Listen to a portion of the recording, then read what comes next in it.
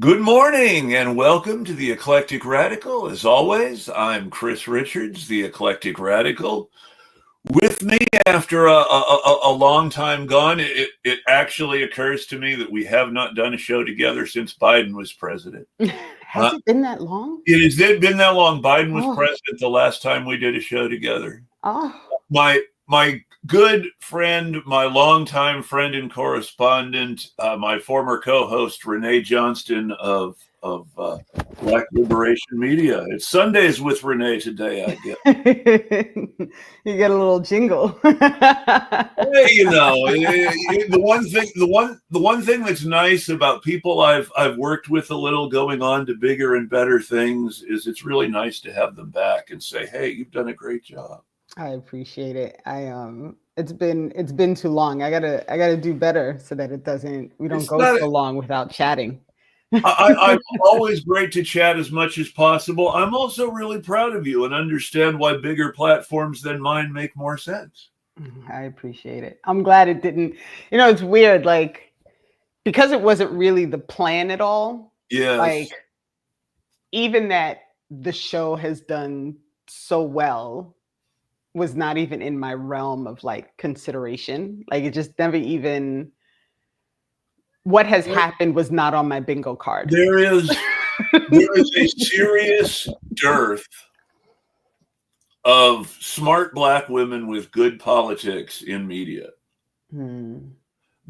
If people want to listen to smart Black women, the very best they can do is Tiffany Cross on CNN, and she falls short in a few areas. Yeah. Which is not to say that Tiffany Cross isn't better than 90% of the other liberals in TV. Right. But there are limits on how good you can be if you want to be on TV. Exactly. As so many people who have wanted to jump from indie to mainstream media have discovered if they made that leap. Right.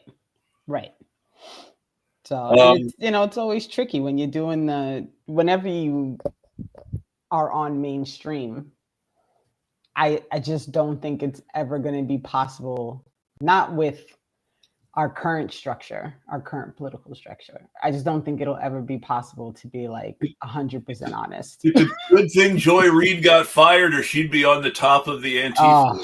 Oh my God. And I mean, I'm not even trying to compliment Joy Reid too much. It's just, Trump would go after her personally on a grudge. Right. Right. So it's all just, I don't know. It's almost infuriating sometimes. And then for the most part, I just try not to even. Well, I'm going to use this as a segue to our topic, which is when you remember now that Trump, who I just mentioned, has declared Antifa domestic terrorists and practically declared war against anybody who doesn't like him. This raises the serious question of, okay, so why do Tim Waltz and Howard Buffett want a cop city in Minneapolis so bad? And why do J.B. Pritzker and Howard Buffett want a cop city in Chicago so bad? Right. And in the end, I think it's time that people just accept that they're all on the same page, and it's not the same page as anyone else. I think after seeing so-called progressive mayor Andre Dickens completely collaborate with the police in every way down there in Atlanta and totally disregard all of the voters and fed him. Right. Totally disregard all the people who who he actually is supposed to work for. All the people who allegedly elected him to change Atlanta. Right. Exactly. And it was so disheartening to see Muriel Bowser in D.C. talk about how, I filed the paperwork to make it easier for Trump to extend the martial law indefinitely. I don't even, the whole, when you start really thinking about how many of these cities with Black people in leadership positions that literally serve no purpose. The leaders in these cities do serve a purpose, regardless of their racial orientation. The leaders of the people and the leaders of these cities serve a purpose where, regardless of how they get elected, their job is to make sure that the trains run on time and that the spice flows, so to speak. Right. I think of the Dune movie, since they brought Dune back to the theaters a couple of years ago. I think of the Dune movie and the Dune books and the line, "The spice must flow," a lot right now. Right. So much of what both parties have been doing is just based on that idea, and just take spice out and insert the commodity of your choice, or even just the cryptocurrency right now, since it's crypto and AI that are the only things growing the economy. Mm-hmm. The spice must flow. Mm-hmm. And even when you think about like this whole cryptocurrency and AI and all these things, like I think people are also so vastly misinformed about what the potential is for regular people as far as those things go. Like, crypto's not helping anyone, like any regular person, no matter what anybody like tells you. Well, there were the people who were really pushing El Salvador making crypto legal, making Bitcoin legal tender, and wanting everybody to know this is the future. El Salvador is the new modern libertarian state. It's going to be a paradise. Isn't El Salvador the country Donald Trump was sending prisoners to? Yeah. I mean, that's the sort of libertarian paradise that our tech overlords want. Someplace where they can make money sending prisoners. Mm-hmm. Which brings us back to Cop City again, and right. The fact that right now the majority of Americans working are probably working in prison. Yeah. I mean, I exaggerate a little. I'm sure that's not a real number. But it's still a lot of people. It's still a lot of people. But there's a massive degree of prison labor in this country. Everything with a Made in the USA label on it, it comes from a prison practically. Right. I work in an actual factory. The company I work for doesn't do a bunch of prison manufacturing as far as I know. We do it the other way, where everything we don't make in our factory gets made in China and Mexico. And all the parts for everything we do make in our factory come from China and Mexico. Yeah. So we're seeing the tariffs, but if you're into prison labor if you're into the Made in USA prison labor racket, this is a really good time to be alive, I think. You are not wrong about that. Because it's expanding in ways that I think a lot of people aren't really considering. So, like, I got a lot of pushback on the map and calling like smaller installations of police departments cop cities. It's not the same, blah, blah, blah. And I think people are just, go ahead. I was just going to say Cop Village in Podunk, Michigan is just as important as Cop City in Atlanta or Minneapolis. It serves the same purpose. Right.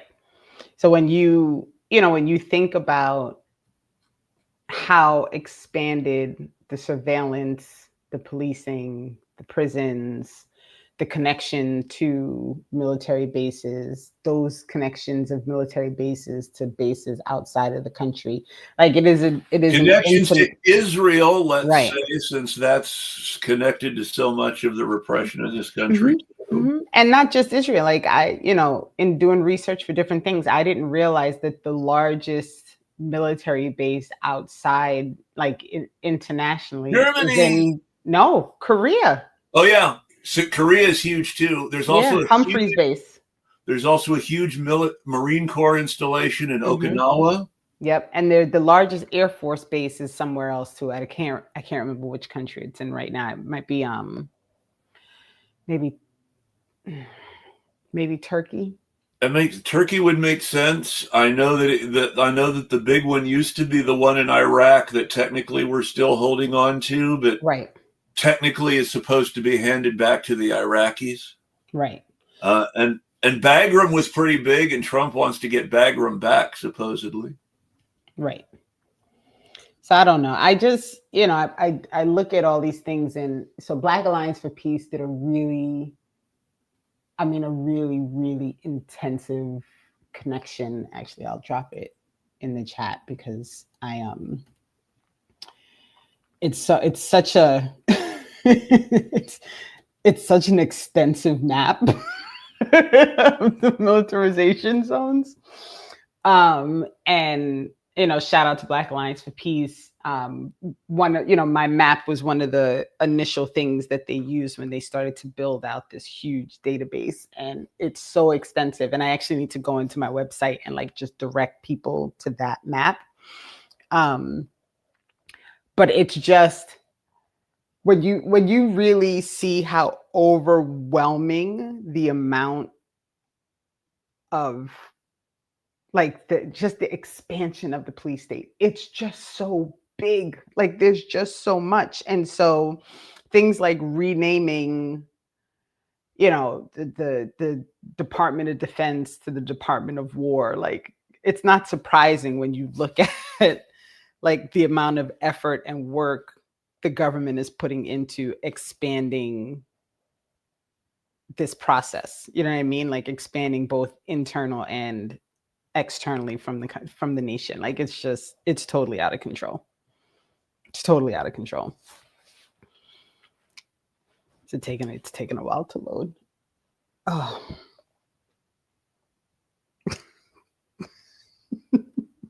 How outrageous is that?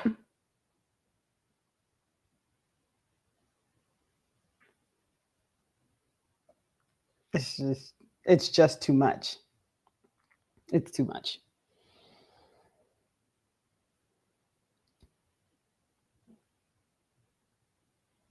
Oh, you're muted.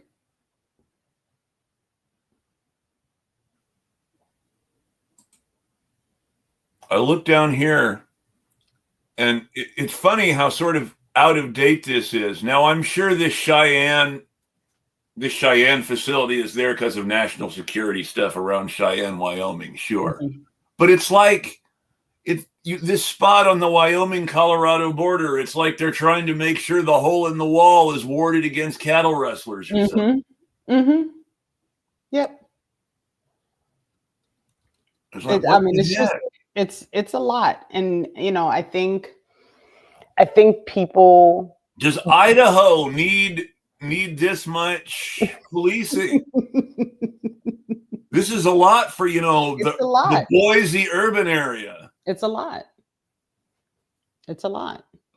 But when you think about where, I guess the only way I can really think about it is trying to solidify how many spaces they can draw people from.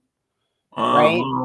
Yeah. So if you consider they're going to expand and try and get people from different places to get to the borders, to get to California, to get, you know what I mean?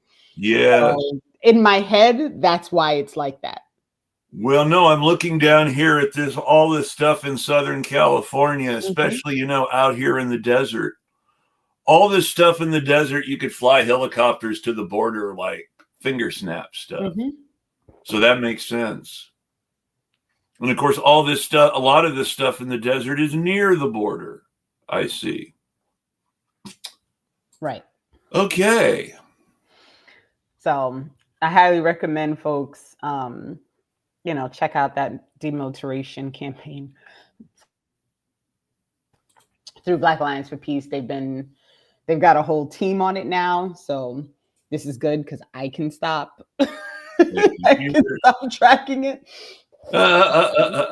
It's always nice when someone picks up on what you've done and takes it to the next step, so you don't have to do it. Yeah.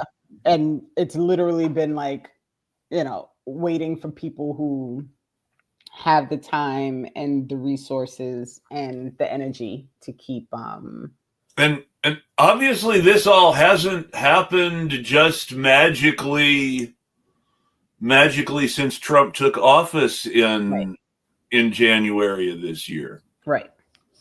And that's the other thing that I like to remind people about is none of this is new, right?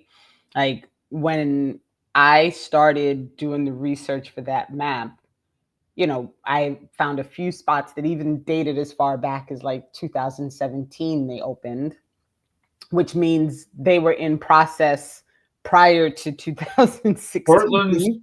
Portland's original training village for the cops, which is not a full-fledged cop city, but is like a little mini town that's a model for a cop city. Portland's training village was built in like early middle 20 teens when Portland was having a whole bunch of antifa protests. Right. They were using the training village to get people ready to police riots, so they would know how to properly coordinate their crowd control operations with Patriot Prayer. Right. And Portland's on the list now, right? Isn't he sending people to Portland? Portland is the city that Donald Trump says is war torn and needs martial law next. So right. We're not looking all that war torn to me. It's the best nice day here in Tigard. One of the best reels I saw was like Trump's voice like over a video of someone like in Portland, and he's going on about how like crazy it is and how dangerous the like old people doing yoga in the park and like people walking and drinking their coffee. It's just so ridiculous. Like the whole thing is just so. Absurd. But, and I say this with a very anguished cry too. Have you seen the poverty porn and homeless porn coming from rich people out of San Francisco? Oh, yeah. So San Francisco has been a real flashpoint for MAGA politics since apparently about 2020 or so. Mm-hmm. The mayor of San Francisco now, a guy named Daniel Lurie, is essentially a MAGA guy. The guy who's challenging Nancy Pelosi in the primaries, who used to be AOC's chief of staff, has been tied into some of San Francisco's worst MAGA politicians. Really? Oh yeah. He's part of the Democratic Party Blue MAGA movement, where they want cops and they want billionaires and they don't want democracy and they don't want. They push London Breed out as too liberal. Now, and that's where the Weather Underground, Chesa Boudin, yes, Chesa right. Boudin. That's where they were too, right? That was San Francisco has a long history of this, but yes, they turfed. They did that big recall on Chesa Boudin, where the cops essentially deliberately faked a crime wave so that they could do this recall and run their preferred hardcore pro-cop candidate, Brooke Jenkins, in the recall election. But I mean, this goes all the way back to when Terrence Hallinan was an elected San Francisco DA, kept all his promises not to file charges against sex workers or nonviolent drug users, and found himself under attack from the San Francisco PD and the Chamber of Commerce, who ran Kamala Harris against him as a tough on crime pro-gentrifier candidate. Right. And that worked. She won. She dialed everything back in the so-called most liberal city in the country, made it nice and conservative again. I just can't stand her. Jeez. Well, I think it's hilarious that she spent all that time she could have spent talking about Palestine, writing a book, and then came out of seclusion to sell her book and stand up for Jimmy Kimmel. Right. And to blame Trump for Palestine, which and don't forget blaming Biden for everything. Right. It is the wildest. Sometimes like I watch these people do these things and it really is, it's like the wildest turnaround. And then I had to remind myself that all of these people, these mainstream people, the politicians, they all feed into the very, very short memory of the population, right? And so they bank on people not remembering or having not paid attention to begin with. So it's really easy for Harris to sit on a stage and say, can you believe what Trump is doing in Palestine? When it was her who prevented the young lady who was a Palestinian advocate from speaking at the DNC. And that young lady had already endorsed Harris. It wasn't like she was going to go rogue. Right.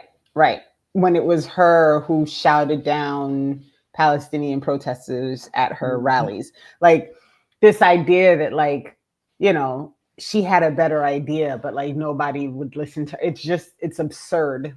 If she had a better idea, she didn't choose to let anybody know what it was. Right. She had a good idea. It was called going to Israel and planting trees. So I mean, like the whole thing is farce. You're going to plant olive trees? The Palestinians need more. So, but I digress. But no, it all feeds together. I mean, Israel feeds into all the Cop City stuff because I've been reading all this stuff. They want Israel to be able to come here and train us so that Germany and France can come here and be trained by us. And it's just all a wonderful trip back to the lovely late 60s, early 70s when cops around the world were shooting protesters in the head. Right. And that's all part of also, you know, this expansion, this military expansion, the expansion of the police state, like all of these things is so they can control things, right? When they feel like, I think 2020, and I've said this 1,000 times now, like I really think 2020 was like a moment of, oh, we've got to make sure we've got this kind of straightened out so we don't do this again, right? Well, all these Democrats who saw people rise up against the police and in favor of real public safety and being able to re-engage in our communities and get all this money out of militarized cop machines. They won the election for Joe Biden. That whole movement won the election for Joe Biden. And Joe Biden took a meeting with civil rights leaders after he was elected, but before he took office, beating them up on the Zoom call saying they're kicking our butts with this. No, they weren't kicking your butts with this. You kicked their butts with this. What are you talking about, Joe? You're president. You won. Right. Because of this. But that's the game, right?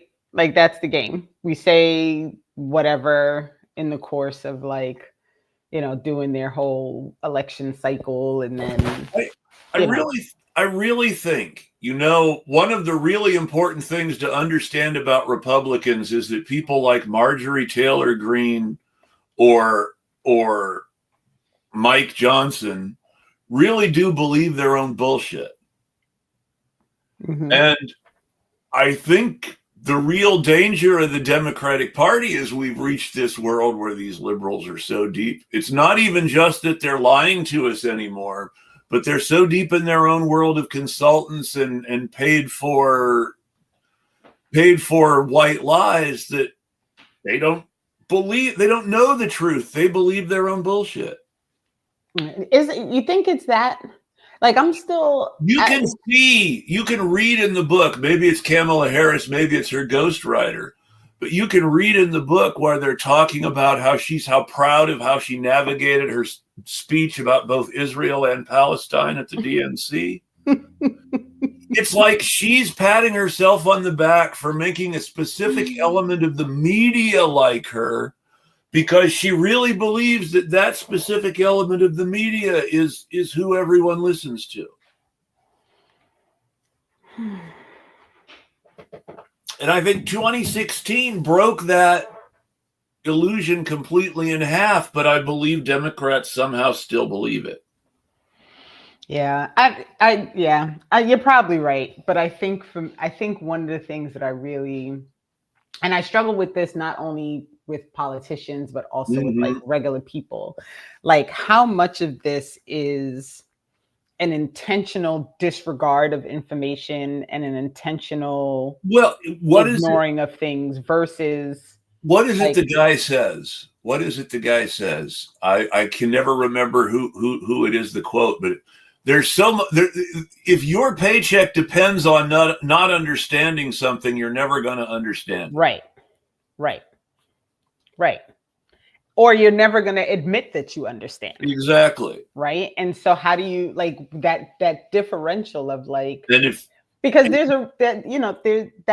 that changes the intention, right? Like if you're going into a situation your goal is to intentionally deceive people and to continue to sell people that something that you know is incorrect, is false, right?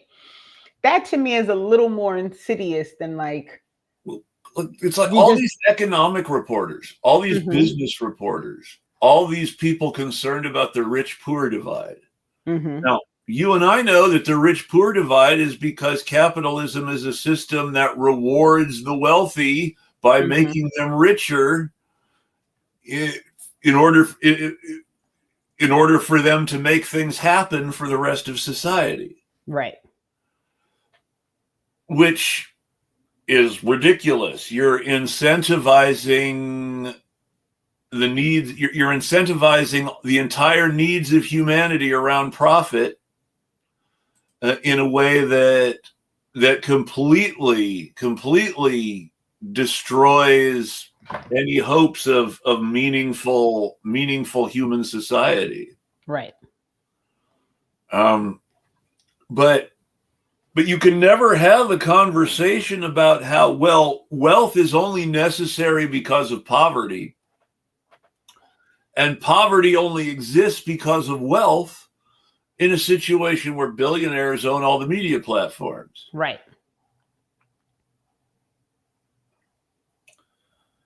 Right.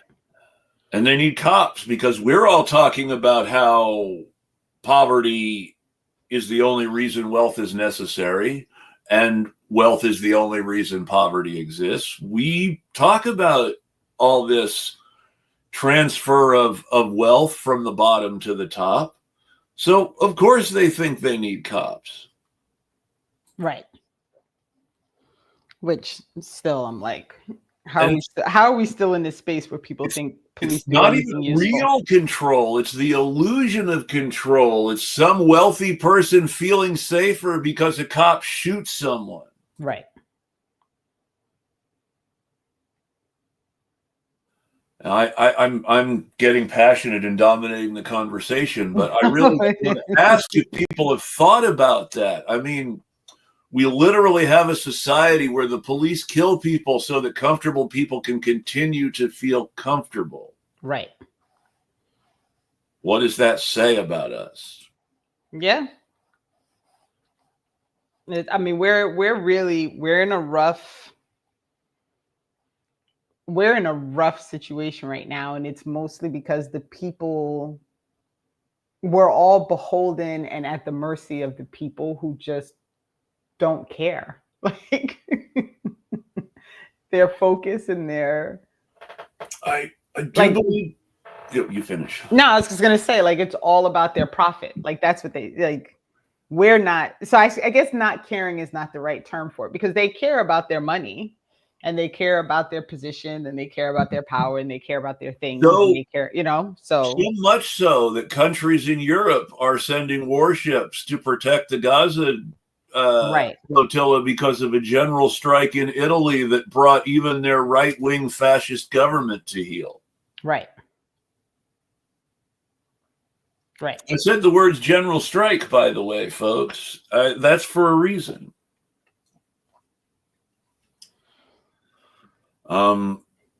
Because they only care about their profits. Right. And the only way anybody can cut into that is for us to actually be able to divest from our jobs and from buying things on the scale of a general strike.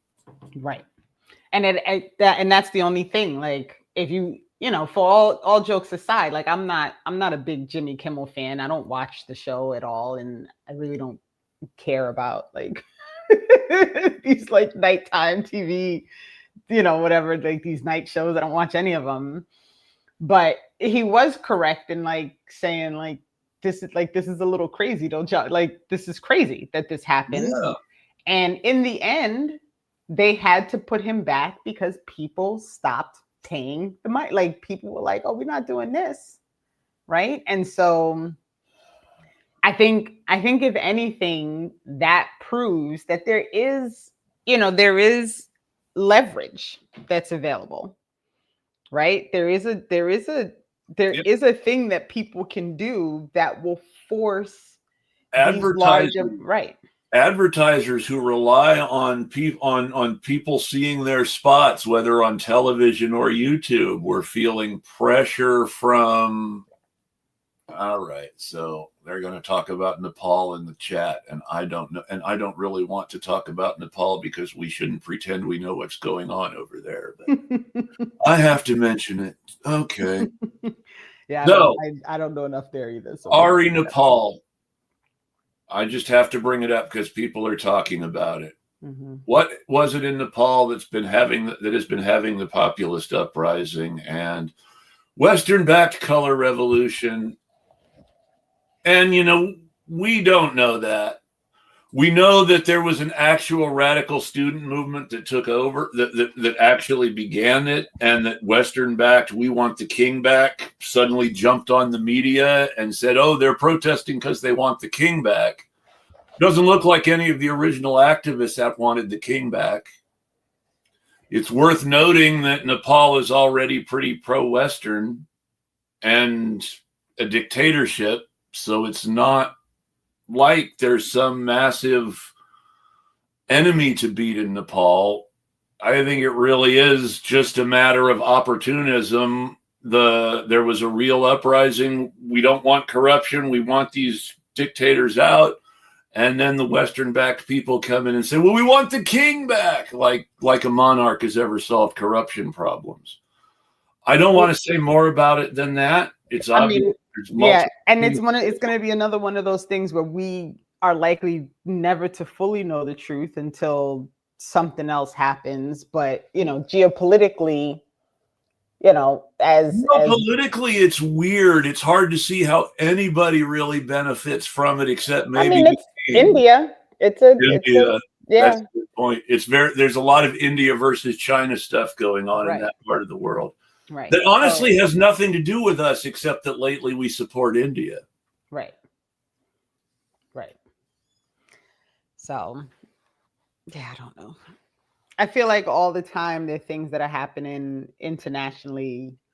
There's never a real way. And it all feeds back to the same issue with Cop City and militarization of police and policing the world and all these things. Student protesters were fighting in the streets with the BJP in a couple of places in India over the weekend. So that's good. Right. But you're always going to have these questionable situations whenever things happen overseas, because the U.S. has always been a disruptive force. So it's never clear when something is happening because the U.S. put CIA agents in that place, a decade and a half before to embed in the population and learn language. Like, there's no way to know what is the catalyst for something. And almost always, if the people are really behind a thing, we're not going to know anyway, because our media is completely, bought and paid for. And Nepal is strategically important to China and India. It's one of the places on the border that both of them would like to control because it's a good choke point to prevent people from passing through. Right. From one place to the other. Right. And India always has fantasies about going to war with China and freeing the Indian peoples under the Chinese boot. Yeah. There was a whole lot of that going on in the actual war they fought briefly in the 60s and again a couple years back. Right. So. And the world's just fortunate. China has always been wonderfully restrained. Yeah. I'm not, I'm not an expert on international politics. I definitely am not an expert on geopolitics. I just know that the US is always messy. And so whenever there's something happening, my general rule of thumb is if the US is in support of it, then it's probably not correct. And we have to wait and watch and see like what, as things transpire. I know my Indian anarchist college professor associate says that it's pretty bad in India right now. Same sort of thing we're feeling here, but it's been going on for longer. Right.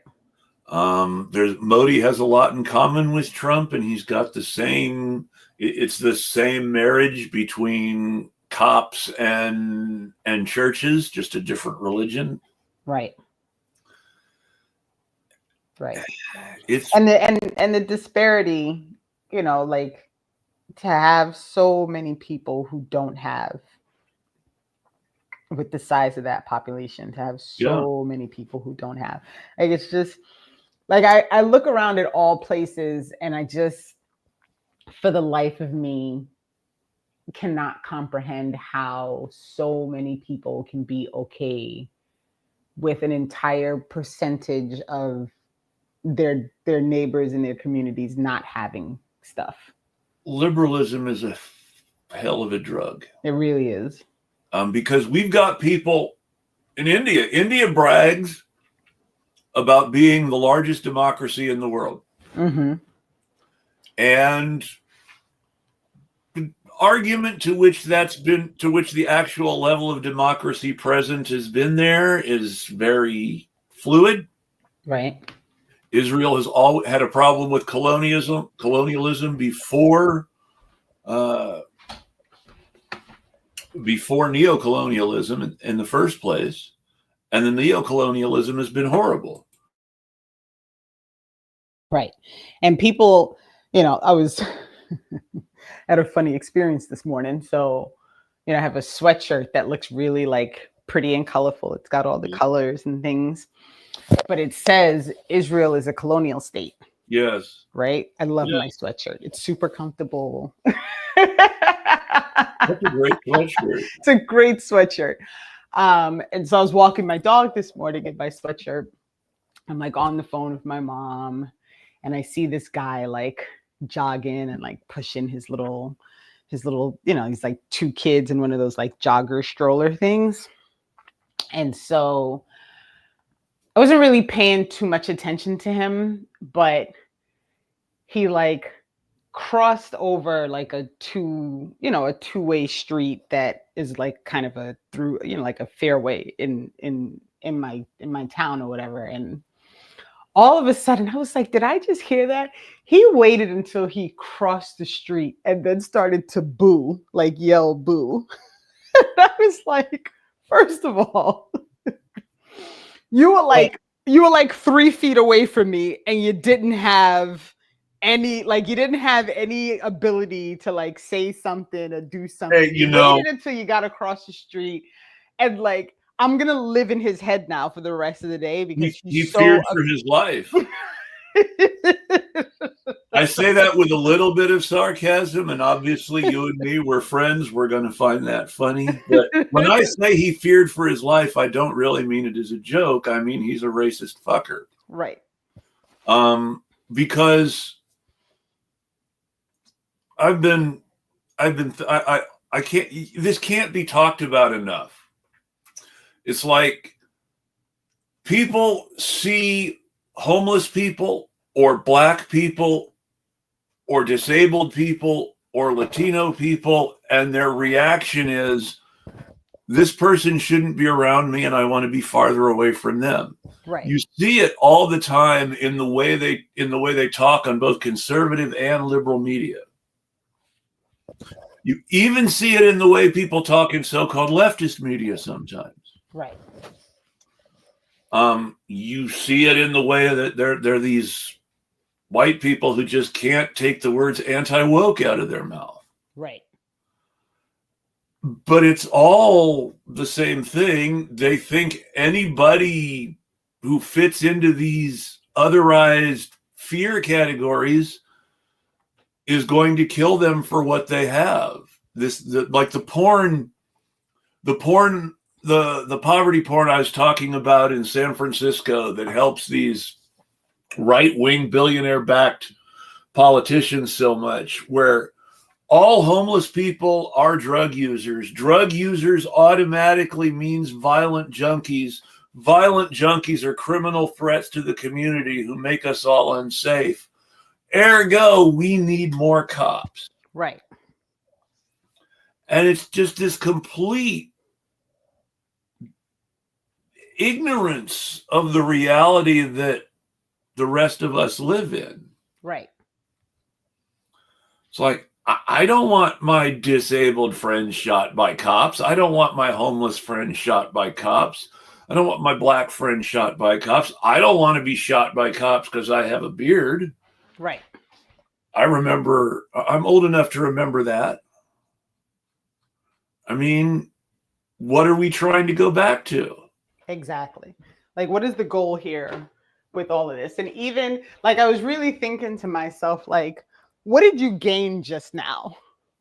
Like, what was the whole point of that exercise? Like, you're with your children, you're supposed to be exercising, you're doing your like morning jog or whatever the hell this is that you have going on. Like, how was your day improved by like, what was the point of this? Right.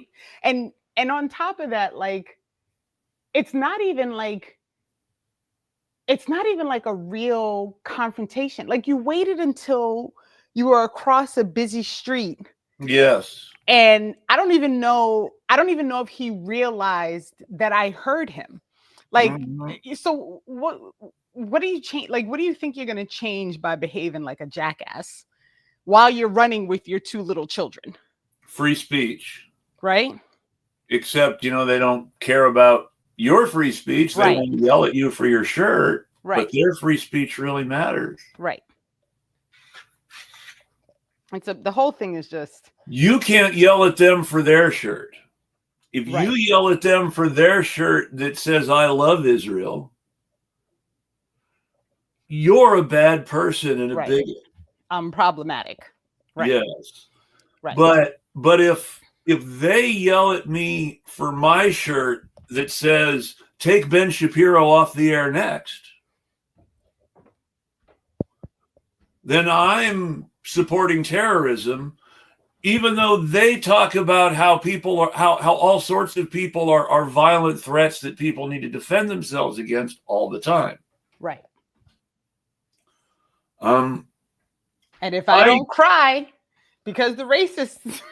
I've got a simple philosophy on the headline. I shared this with a friend of mine in Atlanta who's very active in the Stop Cop City sort of thing. And I said, it would have really pissed the conservatives off if the headline had been right-winger shot on campus while grooming students. Exactly. But that sort of Chris Rufo-esque headline would really describe what happened to Charlie Kirk far better than the word grooming describes most of what happens in the public school system. Exactly. And nobody, I have so many thoughts about all of these things. I just really, in the end, I want people to be able to, like, let me back up a little bit. So this whole argument about like free speech and people should be able to disagree and all these things. I had a huge argument with someone who was trying to convince me that words are not violence. Oh my God. if your words, so, and I understand what people say, that whole, oh, your words will never hurt me. Okay, but if somebody has social influence and they say on the radio, these people are bad and should be killed, that could hurt people if someone listens. Right. And you say, well, it's not my responsibility for saying these people should be killed. It's the responsibility of the person who listened to me and killed them. Right. Well, why did you say they should be killed? Well, I believe it. So you support their killer? Well, I didn't say that. Well, why did you say it? Because I believe it. Well, right. Okay, but how does that belief translate into action? Exactly. And the example that I gave when I was trying to explain, like, you can't separate the violence that follows people's words cannot be separated from their words. Like, there's no separating them. And so I gave the example of Emmett Till, right? Yep. Which to me is probably like the best and most, clear example of how words directly impacted another person's life, right? And it's not the only one, but it's always the first one that I think of. I think mostly because, that broad waited 80 years to say that she was lying, right? Mm-hmm. And that it never happened. So it sticks out in my mind as like a really clear and concise example of why words are really problematic. And so I said it. I was like, listen, a white woman told a lie and a child was lynched. And you can't separate her words from the right? And it devolved into this white woman telling me that I was playing victim.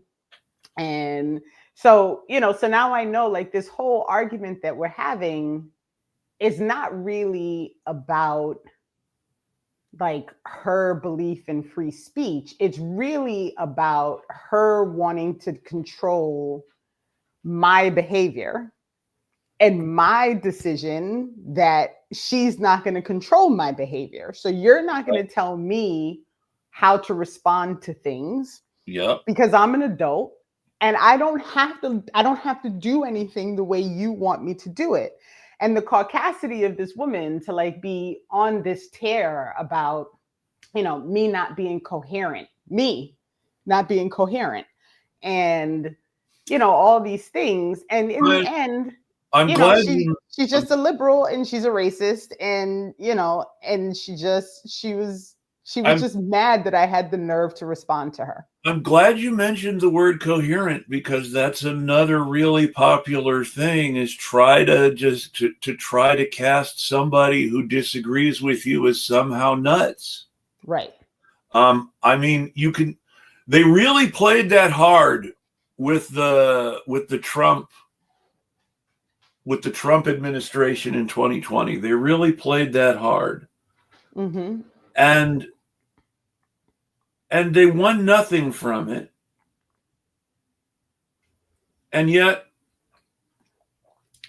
now they're letting the Trump people do the same thing to them and just going along with it. And I'm sorry. If we're going to talk about free speech in the constitutional order of things, well, the constitutional right to free speech means the government can't repress your speech. And if they catch the guy who shoots you for your speech, he gets prosecuted for murder. But it doesn't say, if you say something really inflammatory, somebody's not going to punch you in the mouth or worse. Right. And when you see somebody like Charlie Kirk, whose endless propaganda has a great deal to do with the way people see shit like cops or race, it's hard for me to cry. It's hard for me to feel super sympathetic When a guy who says that school shootings are the price that we pay for Second Amendment rights, then my response is okay. And Nazis getting gacked now and then is the price we pay for free speech. Right. The two are equal. Yeah. Yeah. I don't like this question, and yet the answer is yes. So I don't know, because I think people do a lot of things for a lot of different reasons. And so as people are understanding now that they're understanding of like what Trump was saying and what Trump doing, like how it has actually like played out. But it's worth saying, I think, that the overreaction in the media, and this is spot on, to Hillary Clinton saying that these are just deplorables. The media tried to make Hillary Clinton's deplorable comment about class, when the fact was that Hillary Clinton was trying to say something, regardless of her total lack of standing to do so. But Hillary Clinton was trying to say something less about class and more about Nazism. The problem is that American liberals have supported so much Nazism, whether in the form of cops in the U.S. or friendly regimes overseas, they have no standing left to criticize Republicans as Nazis, and people just sort of let it drone on. Right. It's really hard for me, as someone who has very strong feelings about what we should be doing right now. It's very hard for me to take Gavin Newsom's claims that he's worried there won't be an election in 2028 seriously, when he's not calling for a general strike, and he had Charlie Kirk on his podcast, and he thought his podcast was the most important thing he could be doing as governor of California right now. But at the same time, there are legitimate fears about there not being an election in 2028 that have nothing to do with the fact that Gavin Newsom doesn't care whether there is or not. Right. And I think that's the more insidious problem, is not. And I think for me, that's the whole thing. Like, I have no interest in aligning with Hillary Clinton or anything, because her happening to be quasi right about something is not like evidence that she should be aligned with. Like, I just can't. First person to advocate. She is the first person to advocate for compromising with deplorables so that Democrats won't pick off donors. Right. The devil. So I just can't. I can't. And Yuri asked another question about this whole like Israel Charlie Kirk thing, and yes, I want people to be very, very clear that he was fully aligned with Israel. Yes. Right? He was already aligned. He was already telling Palestinians to their faces that Palestine wasn't a place and didn't exist. He was already fully okay with the genocide, like all of those things, right? The fact that he was willing to protect Candace Owens' right not to like Jews, even if they have their own country, has nothing to do with his general larger position on Israel. Right. And in the end, should it be that he wasn't willing to take the additional step forward in support of Israel, it doesn't actually undo all of the support that he previously gave to Israel. So I have no idea who was behind his murder. Like, I don't know. And frankly, I don't care. Like, I hate to be that person, but like in the end, I have two feelings about it. I would love if there was some actual organic anti-fascist resistance in this country. And I would love for them to have the capacity to do the kinds of things that the right is claiming they're doing. I don't believe that such groups exist yet, and if such groups did exist yet, I would not want them to get caught. Right. But at the same time, we know from Donald Trump's Justice Department and from things that the Biden Justice Department said before that, we know our government is really, really scared of anti-capitalist and anti-fascist terrorists. Right. Because they're fascists. And I mean, even Biden was willing to buy in all the anti-Antifa conspiracy bullshit, and even the liberal media was willing to buy into lots of anti-Antifa conspiracy bullshit, simply because Antifa makes them nervous and they kind of like cops. Right. And I still, this whole we're going to name an ideology as a terrorist organization. To me, the whole thing is just, it's laughable. I just can't. I mean, can we call the Chamber of Commerce a terrorist organization? Right. It's just so stupid. This whole thing. At least the Chamber of Commerce is actually organized. Right. There really is an organized desire to terrorize the people of America within the Chamber of Commerce. Right. Why are we not charging them as terrorists? Right. Right. So I don't know. I don't have a good answer for any of it. I know capitalism sucks. I know it's at the root of all things.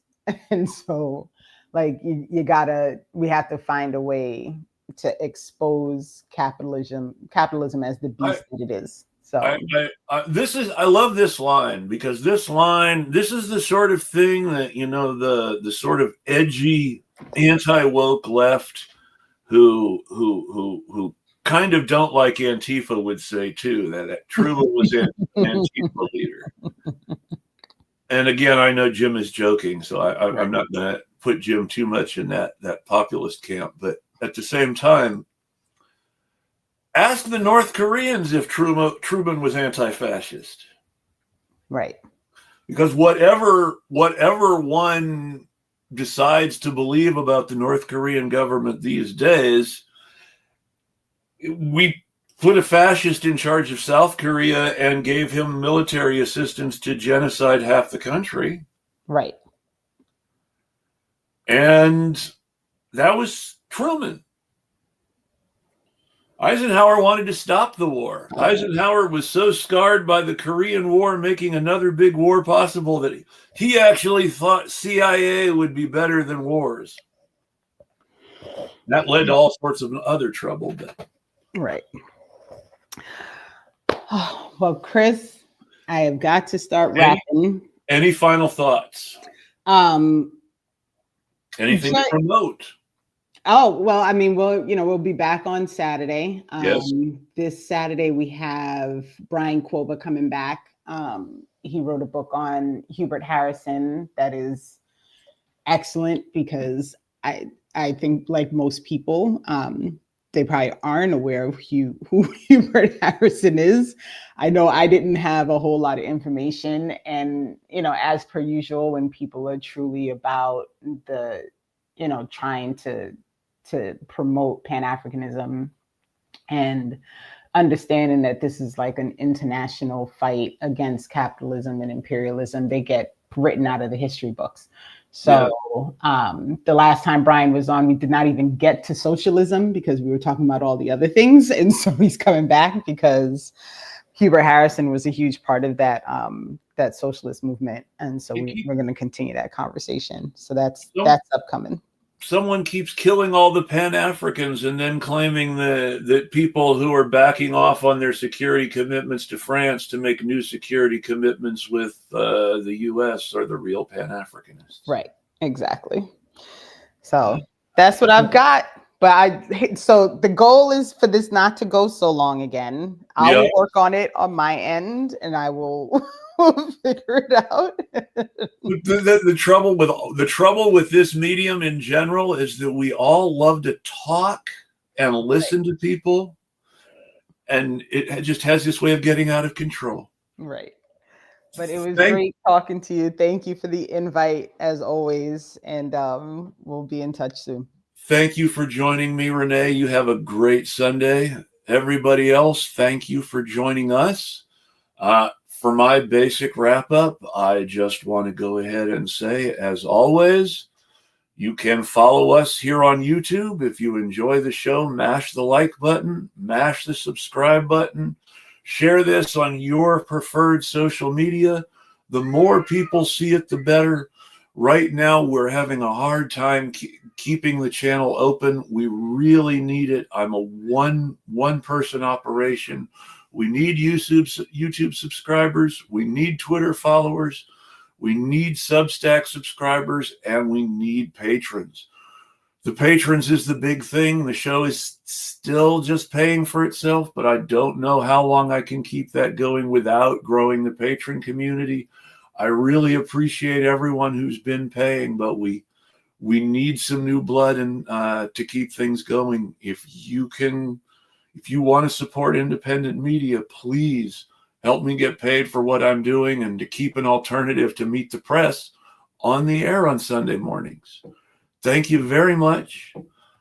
My final thoughts, now that I've plugged what I have to plug, are that we really need to remember that the Democrats loved cops when they were in power, and they loved cops when they were in power before Republicans were in power, and they hate cops at this moment right now because Trump is in charge. But everything that Trump is doing right now, he is able to do because Democrats enabled it when Biden was president, because Biden wanted the police unions to support him and not Republicans. And sorry, the police unions are always going to support the guy who gives the cops the most privilege. That's the world we live in today. The police have become a part of the ruling class themselves. They do not want to lose that role in our society, and that is why we see so much support for capitalism and Israel and fascism in our political movements, because the cops are corrupting our politics as much as the capitalists. On that note, I hope everyone has a great week. I will be here next week with a reaction to a documentary about the history of the IMBY movement, episode 2, by Twitter correspondent at Show Your Work. I'm looking forward to it. I hope you guys join me again. And everybody have a great day. Till next week, I'll tweet at you.